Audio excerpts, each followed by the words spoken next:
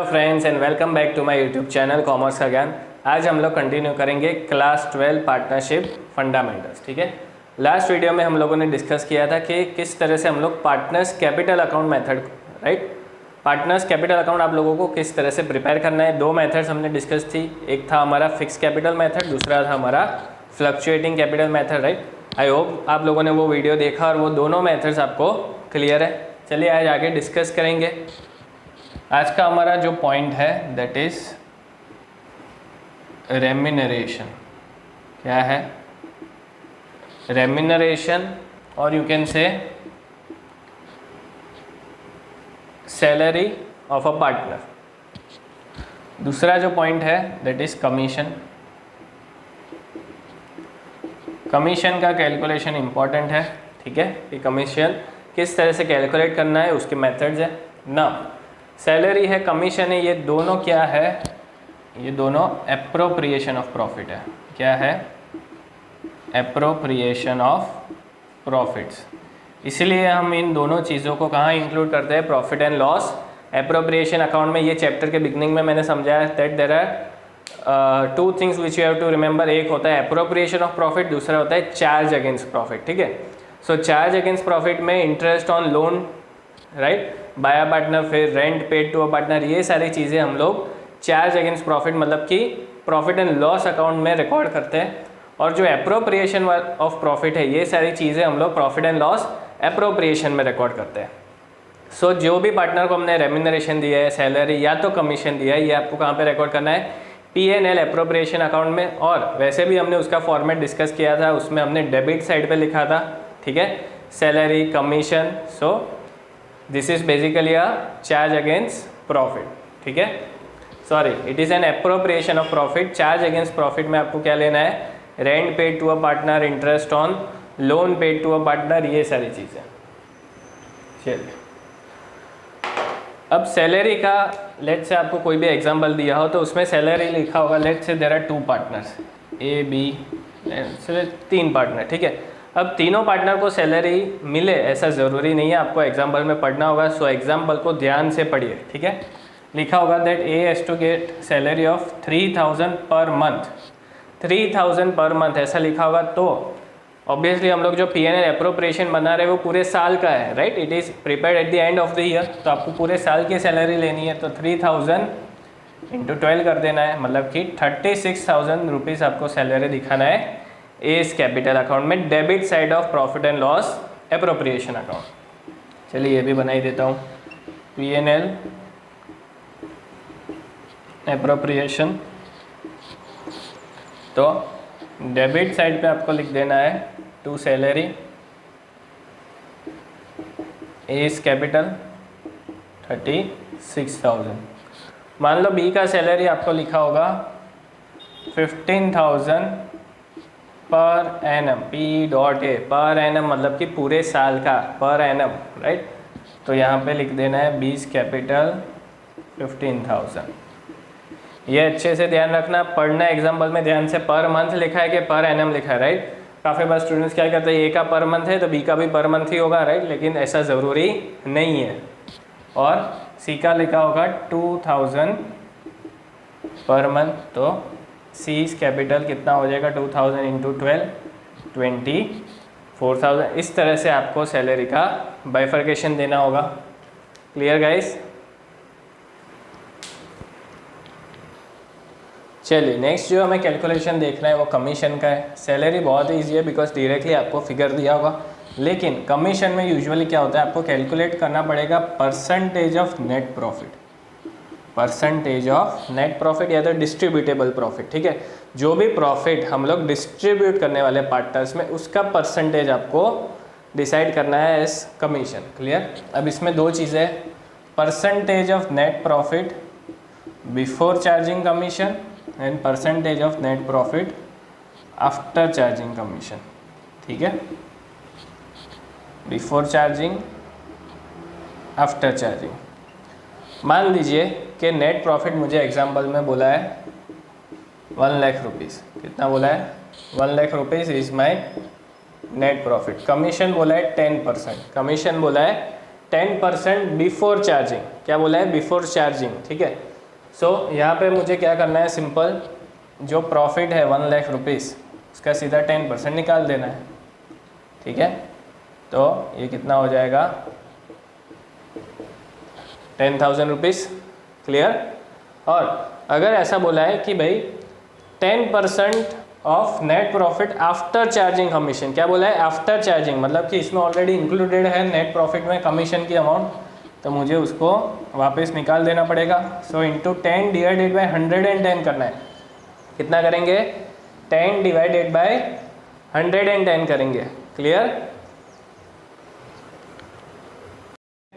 So 1 lakh into 10 divided by 110, तो ये आपका अराउंड हो जाएगा 9090, इसको राउंड ऑफ भी कर सकते हो, क्लियर।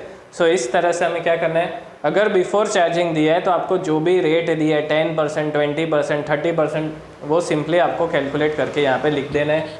अगर 20% बोला होता तो 1 लाख इंटू 20 डिवाइडेड बाई 100 कर देते, सिंपल। जो भी रेट दिया है वो स्ट्रेट अवे आपको कैलकुलेट करना है। अगर आफ्टर चार्जिंग दिया है, ठीक है, तो आपको 100 प्लस जो भी रेट ऑफ कमीशन है उसको प्लस करके आपको डिनोमिनेटर में लेना पड़ेगा, ठीक है। लेट्स से 20% बोला है तो 20 डिवाइडेड बाई 120 हो जाएगा, 30 बोला है तो 30 डिवाइडेड बाई 130 हो जाएगा, क्लियर। सो आफ्टर चार्जिंग में आपको ये पॉइंट याद रखना है, क्लियर। एंड बिफोर चार्जिंग तो बहुत ही सिंपल है, जो हम लोग नॉर्मली कैलकुलेशन करते हैं उसी तरह से आपको कमीशन कैलकुलेट करना है, क्लियर गाइस। चलिए नेक्स्ट जो हमारा टॉपिक है that is interest on partners drawings. अब ये बहुत ही इंपॉर्टेंट है और ये आपको P&L एप्रोप्रिएशन के लिए भी बहुत काम आने वाला है। चलिए अब ड्राइंग्स जो हमने चैप्टर के बिगनिंग में डिस्कस किया था, that drawings is basically of two type, drawings against capital और दूसरा होता है ड्राइंग्स अगेंस्ट प्रॉफिट। अब नाम से ही पता चल रहा है कि भाई ड्राइंग्स अगेंस्ट कैपिटल मतलब कि जो मेरा कैपिटल बैलेंस है एज अ पार्टनर, मैंने जो भी अमाउंट इन्वेस्ट किया है फॉर्म को स्टार्ट करने के लिए, वही कैपिटल बैलेंस में से अगर मैंने कुछ विड्रॉ किया then it will be treated as drawings against capital. So इससे लॉजिकली हमें क्या पता चल रहा है कि भैया ये ड्राइंग्स करने से मेरा कैपिटल बैलेंस क्या होता है, रिड्यूस हो जाता है, राइट। और जैसे कि हमने देखा कि भाई इंटरेस्ट ऑन कैपिटल, राइट, जो भी कैपिटल पार्टनर ने इन्वेस्ट किया है उसके ऊपर भी हम लोग इंटरेस्ट उसको देते ही है। अब ये ड्राइंग्स करने की वजह से क्या होता है, let's say there is one partner A, उसने कैपिटल इंट्रोड्यूस किया 1 लाख रुपीज़। अब उसे कोई इमरजेंसी आ गई, उसको पैसों की ज़रूरत थी, तो उसने क्या किया, इसमें से ड्राइंग्स किया। क्या किया, drawings of let's say 20,000 rupees. तो अब उसका कैपिटल का बैलेंस क्या हो रहा है, रिड्यूस हो रहा है, बिकॉज मेरे पास जो 1 लाख रुपए कैपिटल था उसमें से मैंने 20,000 तो विड्रॉ कर लिए। So my capital balance is now 80,000 rupees. तो अब मुझे जो IOC मिलने वाला है, इंटरेस्ट ऑन कैपिटल, वो कौन सी अमाउंट पे मिलेगा, 80,000 rupees. And it is very logical, अगर मैंने 1 लाख रुपए capital as it is intact रखे होके तो मुझे 1 लाख रुपए पे इंटरेस्ट मिलता है, लेकिन उसमें से 20,000 तो मैंने विड्रॉ कर लिए, that is my drawings against capital. So the first point is it reduces your capital balance. जो भी पार्टनर है अगर अपने कैपिटल में से ड्राइंग्स करेगा तो उसका कैपिटल का बैलेंस क्या हो जाएगा, रिड्यूस हो जाएगा।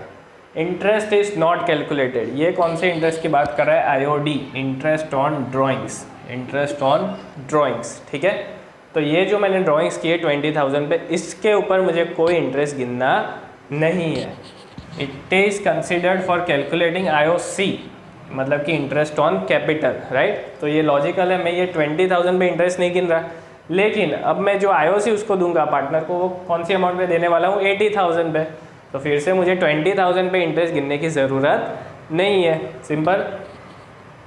सो ड्राइंग्स अगेंस्ट कैपिटल में क्या रखना है, it reduces your capital balance, ठीक है। तो जो आपका रिड्यूस्ड कैपिटल बैलेंस है उसके ऊपर आपको क्या देना है, उसको IOC, interest on capital. IOD कहीं भी पिक्चर में नहीं आने वाला, ठीक है।